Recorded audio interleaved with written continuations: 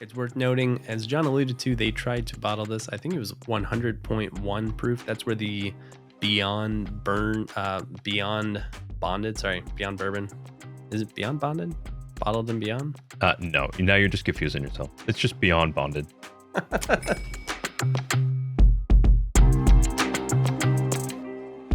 First up on the list is the WhistlePig Beyond Bonded Bourbon. So this is, in fact, bourbon from WhistlePig, not rye. Quite a good twist.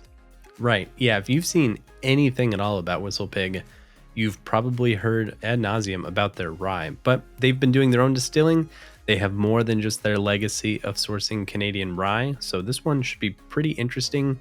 It's a bourbon. It's 4 years old. It's bottled at 50% ABV, as you would expect and hope a bottled and bond whiskey to be. And it's from barrel 23492, which tells me it's single barrel and bottled and bond. So I'm looking forward to this one. Yeah, so this is interesting. There was some back and forth over the Beyond Bonded series. I think we all remember the first few labels that came out hit the TTB. They were trying to proof this just over 100 proof, and it didn't go over so well. The label is redacted, and then they decided to relaunch it with the 100 proof label and the 100 proof bottling as it should be. I think it should be, kind of exciting because this will be their first bourbon.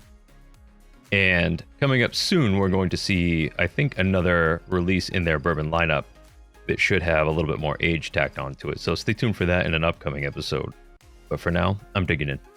Yeah, while you're getting your first sips in, it's worth noting, as John alluded to, they tried to bottle this. I think it was 100.1 proof. That's where the Beyond Bonded, sorry, Beyond Bourbon. Is it Beyond Bonded? Bottled and Beyond? No, now you're just confusing yourself. It's just Beyond Bonded. Yeah, so that's where the Beyond came from beforehand. They were trying to bottle it within the legal tolerance, but in order to be bottled and bond, you have to be exactly on the nose, no tolerance provided. So let's taste. I'm curious about this because this is my first taste, I think, of WhistlePig bourbon whatsoever. So I'm curious what they can do. Yeah, I just cracked this open here.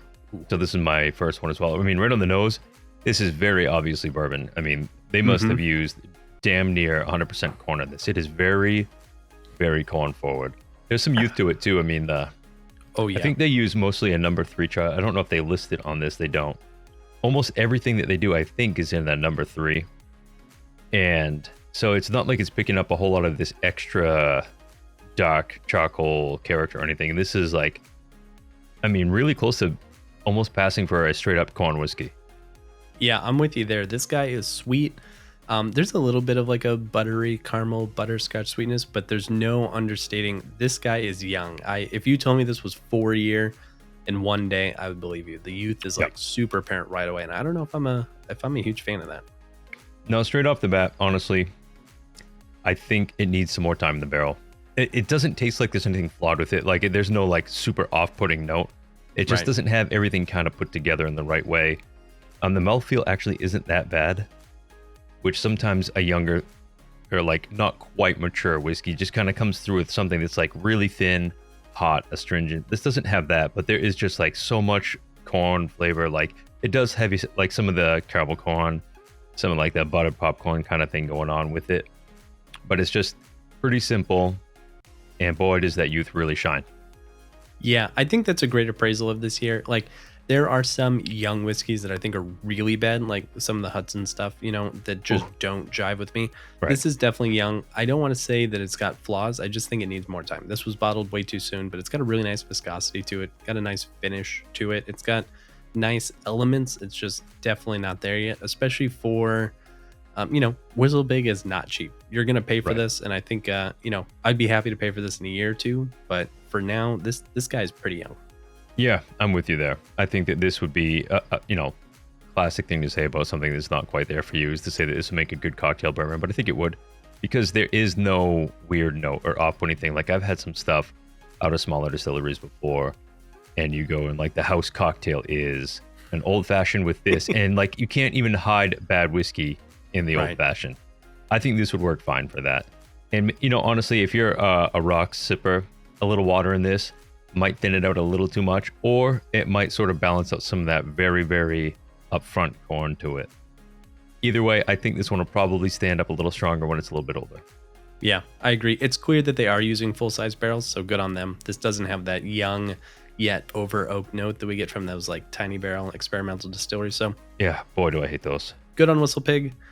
Hope to come back to this one in a year or two, but missing the mark for now. Basically, just on the age. So 6 years, hopefully, should be good. I'm excited to see where this goes. I think that for their first bourbon, I'm not disappointed with it.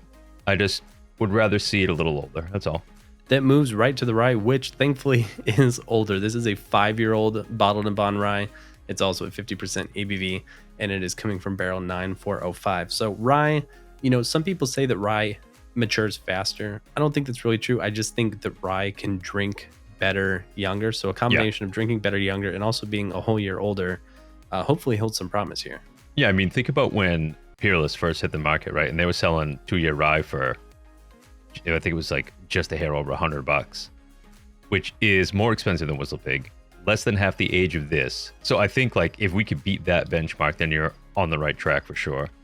On the nose, again, I'm getting a good amount of youth on this one too, but it has a pretty good background of rye. Like, I mean, and I'm a big fan of WhistlePig's ryes for the most part. This being older than the bourbon makes me wonder if maybe they rushed the bourbon a little bit. Obviously they have more stock of rye on hand. If the bourbon had another year or two on it, would that have done it? I don't know. I'm going to dig into this. You go ahead and share. Yeah, so this is a remarkable step forward over the bourbon so far. You can taste the youth, but it's kind of fleeting. This kind of reminds me of honestly, lemon, red vine licorice, which is one of my favorite candies as a kid. And then there's some nice oak to it. So this is, I would say, really close to being ready. I don't know if it's quite there, but if I had to pick between the two, this for me is an easy winner. A really great viscosity, great mouthfeel. For 50%, this drink's just really, really satisfyingly. Yeah, in the glass, this looks great. It's got very strong legs. Good solid color to it. I like it on the nose. There's a good kick of rye going on. There is some nice light fruits in the background. I want to know a little bit more about what the hell type of candy you were talking about, but immediately, you've never had a red vine? I don't think I know what that even is. It's like a Twizzler. It's like licorice, but it's good. Unlike Twizzlers. But you said a lemon one? Oh no, sorry. No, I'm getting notes of lemon. Okay. Of red vine. So kind of the sweet tropical notes, sweet cherry, kind of light licorice candy, and then some of that oak and stuff. Okay. Now I can finally my brain on that and get back into where I was, because I was sort of in my mind painting a picture on this thing, and then I got way sidetracked with lemon licorice or whatever in the hell I thought you said. Yeah, I think lemon licorice only exists in truck stops and Cracker Barrel gift shops, and is completely artificially flavored. So no, I mean okay. Lemon. Yeah. So I think I get a little bit of a wildflower honey. I do get some citrus in there, mixed in with a really buttery shortbread. And then there's a slightly floral kick of rye spice. Overall this is, I would say, like you put it, a full step ahead of the bourbon. So between the Beyond Bonded bourbon and rye, I'm leaning towards the rye, which doesn't surprise me anyway, especially for a younger product. I would definitely lean toward a rye almost every time. But on these two, there is a marked difference, I would say, in just overall depth of flavor. Yeah, I'm with you there. I think of the two, I am leaning for the rye all day long. This is a work in progress. I think that there's nothing wrong with saying this isn't ready yet. It's not bad. There's no big flaws. It's just, it needs more time. Of the two, I'm taking the rye. But WhistlePig, it's kind of nice to taste some of these projects as they come along. We've done it with Starlight. We've done it with other brands. It's nice to see the point in which they do start checking all of those boxes for us, because that's when it gets exciting. And I think they'll get there soon. Yeah. So on the bourbonfinder.com, a lot of times what I'll do with, not necessarily with WhistlePig, because I don't really lump them into the craft crowd, but with something like this where it's either experimental or a brand new product, I sometimes like to rate them on is this thing ready? Meaning, is this ready to sit on the shelf next to whatever this thing's SRP is? Which I think for this was supposed to be about $50 or $60. I don't have the press in front of me. But is this ready to sit onto the shelf next to $50 bottles? For the bourbon, I don't think so.